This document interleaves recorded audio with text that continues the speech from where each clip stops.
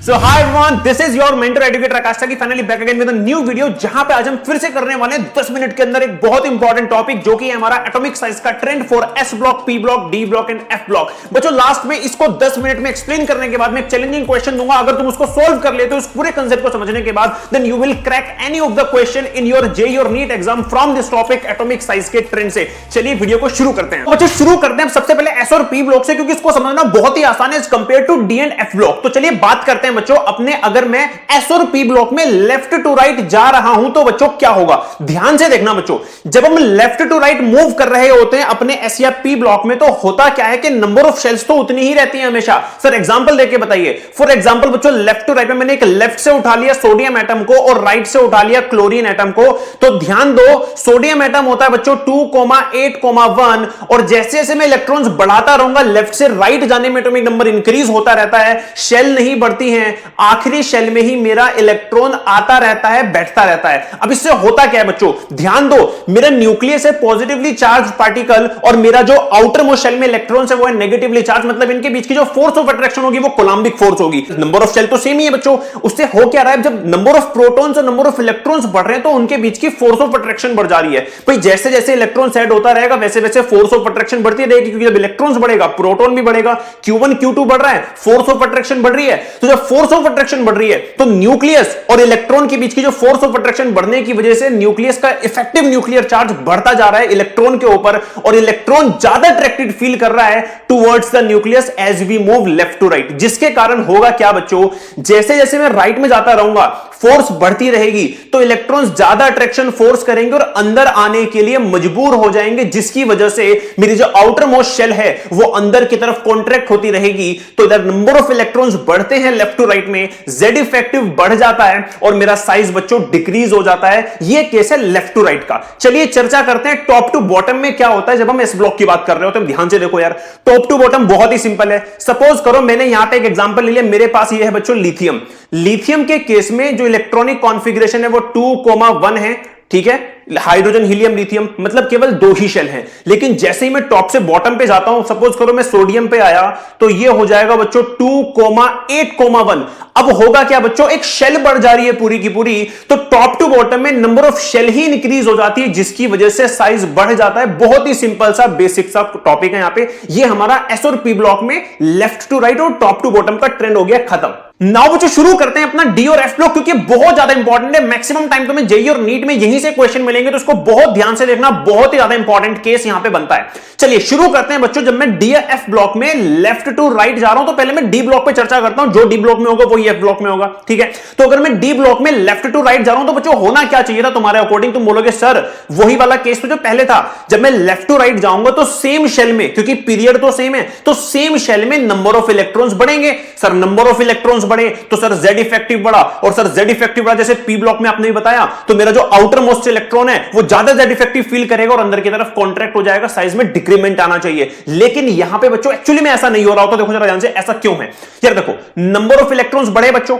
ठीक है, Z effective बढ़ा। अब अगर तुम्हें डी ब्लॉक की जनरल इलेक्ट्रॉनिक कॉन्फ़िगरेशन पता है तो वो ये है यार NS2 NP6 N-1 D से 1 to 10। अब हो क्या रहा होता है बच्चों, जब मैं एस या पी ब्लॉक में हो रहा होता हूं तो उसकी इलेक्ट्रॉनिक कॉन्फ़िगरेशन क्या थी बच्चों, उसकी इलेक्ट्रॉनिक कॉन्फ़िगरेशन थी NS2 NP6, मतलब के 1 to 6। मतलब अगर मैं पी ब्लॉक की बात करूं तो जब मैं लेफ्ट टू राइट जा रहा हूं तो मेरे जो इनर इलेक्ट्रॉन्स बढ़ रहे हैं, या फिर मेरे जो लास्ट इलेक्ट्रॉन आ रहा है वो आ रहा है पी वाले केस में, तो मेरे नंबर ऑफ इलेक्ट्रॉन्स बढ़ रहे होते हैं। जब मैं लेफ्ट टू राइट जा रहा होता हूं टॉप टू बॉटम में भी नंबर ऑफ इनर इलेक्ट्रॉन्स बढ़ रहे होते हैं, ठीक है। यहां पे जो नंबर ऑफ इनर इलेक्ट्रॉन बढ़ रहे हैं वो सेम शेल के बढ़ रहे हैं। भाई सपोज करो मेरा पहला वाला इलेक्ट्रॉन है फॉर एग्जांपल 2s2 2p1। अब यहां पे इनर इलेक्ट्रॉन है s में, ठीक है, 2 इनर इलेक्ट्रॉन है s के। अच्छा सेम शेल में है, ध्यान रखना। अगली बार 2s2 2p1 होगा, सॉरी 2p2 होगा, तो अब भी मेरे जो इनर इलेक्ट्रॉन्स बढ़े हैं वो सेम शेल में बढ़े हैं। अच्छा लेकिन जब मैं बात करूंगा बच्चों इस डी ब्लॉक में, तो यहां पे अब अगर मैं लेफ्ट टू राइट जाऊंगा तो मेरे जो नंबर ऑफ इनर इलेक्ट्रॉन्स बढ़ रहे होंगे वो बढ़ रहे होंगे n-1d में। अब जिसने स्लेटर रूल पढ़ रखा है, हमें स्क्रीनिंग इफेक्ट जो बताता है वो ये बताता है कि अगर इनर इलेक्ट्रॉन सेम n की वैल्यू में है, बढ़ रहे हैं, है ना, अगर सेम n में बढ़ रहे होते हैं तो वो जो कंट्रीब्यूट करते हैं वो केवल 0.35 मैग्नीट्यूड से करते हैं। लेकिन अगर डी ब्लॉक में n-1 शेल में इनर इलेक्ट्रॉन बढ़ रहे होते हैं तो वो कंट्रीब्यूट करते हैं पूरा 1 मैग्नीट्यूड। इसका मतलब ये हुआ कि एस ब्लॉक या पी ब्लॉक में स्क्रीनिंग इफेक्ट में कोई बहुत बड़ा चेंज नहीं आ रहा था left to right inner electrons के बढ़ने से। लेकिन डी ब्लॉक में क्योंकि इनर इलेक्ट्रॉन n-1 शेल में बढ़ रहे हैं, there is a huge impact of screening effect, क्योंकि स्क्रीनिंग इफेक्ट यहां पे एक्चुअली में सिग्निफिकेंटली बढ़ रहा होगा। अब ध्यान से देखो बच्चों, Z इफेक्टिव बढ़ा लेकिन स्क्रीनिंग इफेक्ट भी बढ़ा। Z इफेक्टिव अंदर की तरफ खींच रहा है, स्क्रीनिंग इफेक्ट बाहर की तरफ धकेलता है। तो जो एक्चुअली में साइज डिक्रीज होना चाहिए था, क्या वो हो रहा होगा? इसका मतलब यह हुआ बच्चों कि डी ब्लॉक के केस में as we move left to right there is a very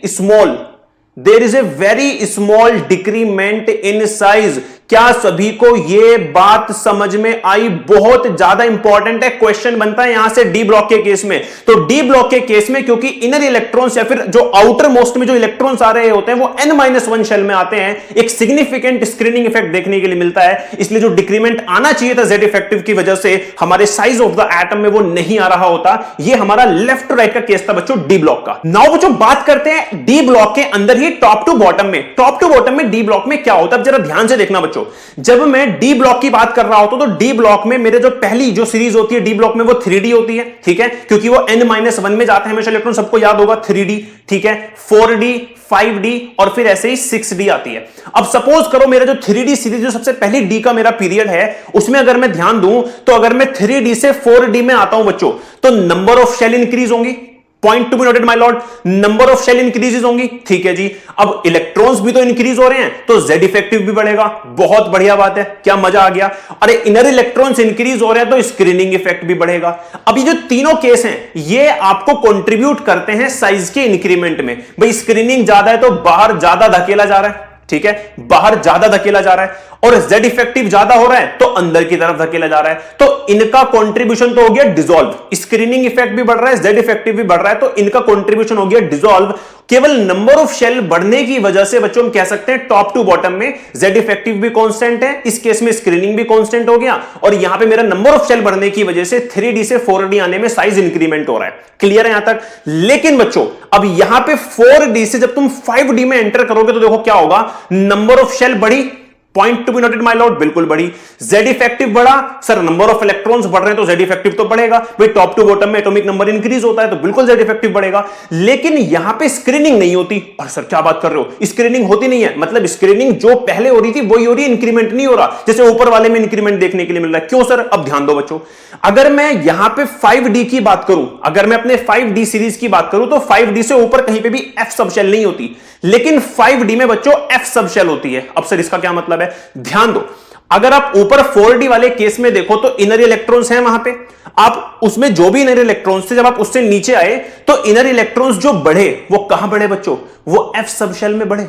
अरे समझ में आ रही बात? नहीं समझ में आ रही है? जब आप 4D से 5D में आए तो इनर इलेक्ट्रॉन्स बढ़ने की वजह से तो स्क्रीनिंग होती है, लेकिन वो इनर इलेक्ट्रॉन्स बढ़ कहां रहे हैं? क्योंकि 4 सबशेल आ गया, 4 सबशेल में F सबशेल में बढ़ रहे हैं, और सबको पता होगा कि F सबशेल में सबसे ज्यादा कम स्क्रीनिंग होती है क्योंकि वहां पे इलेक्ट्रॉन डेंसिटी बहुत कम होती है। सबसे कम स्क्रीनिंग F में होती है, फिर D में, और फिर P में, और सबसे ज्यादा स्क्रीनिंग होती है बच्चों S में।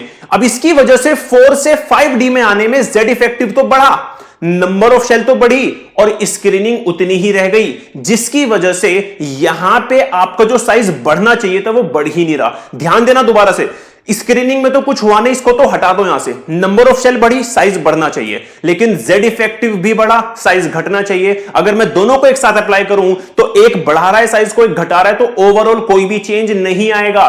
तो ध्यान दो, 4D से 5D में no change in size top to bottom के केस में ऑफ द एटॉमिक साइज, इसको हम कहते हैं ड्यू टू लेंथेनॉइड कॉन्ट्रैक्शन। क्या सभी को याद है हमने लेंथेनॉइड कॉन्ट्रैक्शन किया था? क्योंकि यहां पे लेंथेनॉइड सीरीज आ जाती है बच्चों, जिसकी वजह से इस पूरे इफेक्ट का नाम रखा गया है लेंथेनॉइड कॉन्ट्रैक्शन। यहां तक बातें सभी को क्लियर है? चलिए इसको समझते हैं एक एग्जांपल लेके। नाउ बच्चों इस वाले केस को भी एक एग्जांपल से समझते हैं। बहुत इंपॉर्टेंट एग्जांपल है, बहुत बार जेईई और नीट में रिपीटेडली पूछा भी गया है बच्चों। अब ध्यान से देखना यार, जब मैं जिरकोबियम की बात कर रहा हूं तो मैं कर रहा हूं केस ऑफ जिरकोबियम और हैफियम। जिरकोबियम एक 4D सीरीज का एलिमेंट है, जबकि हैफियम एक 5D सीरीज का एलिमेंट है। ध्यान से देखना क्या होता है। हमारा जो आउटर मोस्ट इलेक्ट्रॉन है वो 5s में है, इसके ऊपर स्क्रीनिंग लग रही होगी 4d में जो 2 इलेक्ट्रॉन उनकी वजह से और एक जो s में उसकी वजह से। लेकिन अगर मैं हैफियम में आऊं तो सडनली क्या हो रहा है, एक शेल बढ़ जा रही है बच्चों। अगर मैं ध्यान से देखूं तो एक शेल बढ़ गई, नंबर ऑफ इलेक्ट्रॉन्स बढ़ रहे हैं तो Z इफेक्टिव भी बढ़ गए। लेकिन क्या इसकी वजह से जो इलेक्ट्रॉन बढ़ रहे हैं, इस पूरे की वजह से क्या ये स्क्रीनिंग में बहुत कुछ कंट्रीब्यूट करते हैं? आंसर है नहीं। तो स्क्रीनिंग में तो कोई बहुत बड़ा चेंज आ ही नहीं रहा, क्योंकि जितने भी मैक्सिमम इलेक्ट्रॉन्स है वो तो F में जाके बैठे हैं। अब स्क्रीनिंग नहीं बढ़ी, जिसकी वजह से जब स्क्रीनिंग बच्चों नहीं बढ़ी तो अब मेरे पास ये तो कुछ होगा नहीं, इसको तो मैं कंसिडर नहीं कर सकता। अब शेल के बढ़ने की वजह से तो साइज क्या होना चाहिए, बढ़ना चाहिए। Z इफेक्टिव के बढ़ने की वजह से साइज घटना चाहिए। तो ओवरऑल क्या मैं कह दूं, नो चेंज। इसीलिए बच्चों बहुत फेमस क्वेश्चन है जिरकोबियम और हैफियम का कि इनके बीच में जो एटॉमिक साइज है वो ऑलमोस्ट सेम होता है।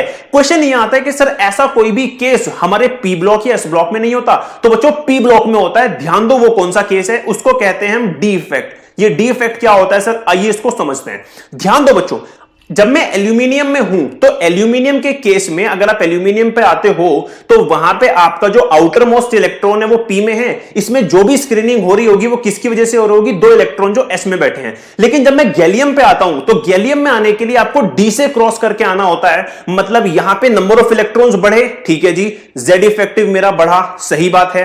क्या मेरी एक शेल बढ़ गई, बिल्कुल सही बात है। शेल मेरी बढ़ गई, बिल्कुल सही बात है। लेकिन अब ध्यान से देखना बच्चों, मेरे जो मैक्सिमम इलेक्ट्रॉन्स बढ़े हैं वो डी में बढ़े हैं। अब डी भी क्या इतनी ज्यादा स्क्रीनिंग करता है? आंसर है नहीं, डी भी कम स्क्रीनिंग करता है। तो स्क्रीनिंग में बहुत बड़ा चेंज आया नहीं है, जिसकी वजह से overall the size of aluminium और गैलियम इज ऑलमोस्ट सेम। क्या ये एग्जांपल सबको समझ में आ गए? नाउ बच्चों चर्चा करते हैं कि कौन कौन से इंपॉर्टेंट नोट्स यहां से निकल के आते हैं जो इस टॉपिक से हमारे लिए क्वेश्चन बना सकते हैं जेईई और नीट के एग्जाम में। तो ध्यान दो, सबसे पहले जिरकोबियम और हैफियम का जो साइज है वो ऑलमोस्ट सेम है, हां या ना, क्लियर है बात। एल्यूमिनियम और गैलियम का साइज ऑलमोस्ट सेम है, हां या ना, क्लियर है बात। The ionization energy of elements from TS73 to 82 are higher as compared to the ionization enthalpy of the above period। Sir इसका क्या मतलब है? ध्यान दो मेरे पास, यहां पे मेरे पास एक है बच्चों 4D सीरीज और एक है मेरे पास 5D सीरीज। ये कह रहे हैं 5D सीरीज के केस में जो आयनाइजेशन एंथैल्पी है बच्चों वो ज्यादा है। अब जरा ध्यान से यहां पे नोटिस करना बच्चों एक बात, वो क्या नोटिस करोगे? अगर आपने ध्यान से देखा है तो जब मैं जिरकोबियम और हैफियम की बात कर रहा हूं तो नीचे वाले केस में क्योंकि स्क्रीनिंग बहुत ज्यादा काम नहीं कर रही है, जेड इफेक्टिव बड़ा इंक्रीज हो रहा है। भाई जेड इफेक्टिव यहां पे एक्चुअली में काम आ रहा है, क्योंकि अगर स्क्रीनिंग हो रही होती तो जेड इफेक्ट का इफेक्ट जो है ओवरशैडो हो जाता। लेकिन यहां पे जेड इफेक्टिव अच्छा काम कर रहा है, इंक्रीज हो रहा है, जिसकी वजह से आयनाइजेशन एंथैल्पी बच्चों इस सीरीज की क्या हो जाती है, इंक्रीज हो जाती है। तो यहां पे ये भी आपको याद रखना है, यहां से क्वेश्चन बन सकता है। अब ध्यान दो, एक बहुत इंपॉर्टेंट केस जो कि जेईई में और नीट में पूछा गया है, order of ionization enthalpy between carbon, silicon, germanium, तुम्हारा टिन और लेड में। ध्यान से देखो बच्चों, जब मैं टॉप टू बॉटम में आता हूं तो साइज इंक्रीज होता है, साइज इंक्रीज होगा तो आयनाइजेशन एंथैल्पी डिक्रीज होती है। लेकिन यहां पे आपको एक केस दिखाई दे रहा है तुम्हारे टिन और लेड का। टिन और लेड में ऐसा क्या हो रहा है कि इसका जो पूरा का पूरा ऑर्डर है वो पलट जा रहा है। बच्चों ये सेम ही तो केस है लेंथेनॉइड कॉन्ट्रैक्शन का, क्योंकि ये 4D सीरीज है और ये 5D सीरीज है। क्या इतनी बात सबको क्लियर है? क्लियर है भैया? तो ये तुम्हारा हो गया लेंथेनॉइड सीरीज की वजह से ये वाला केस। अगेन एक चैलेंजिंग क्वेश्चन दे रहा हूं बच्चों, अगर तुम इस चैलेंज क्वेश्चन को इसी क्लास के बाद सॉल्व कर लेते हो देन तुम्हें ये पूरा टॉपिक समझ में आ गया ऑफ लेंथेनॉइड कॉन्ट्रैक्शन। इसको लगाओ और कमेंट सेक्शन में मुझे आंसर करो, जिसका भी आंसर सही होगा मैं उसको रिप्लाई जरूर करूंगा। चैनल को सब्सक्राइब कर लो इसने अभी तक नहीं किया है, बेल आइकन को दबा लो। मिलते हैं नेक्स्ट वीडियो में।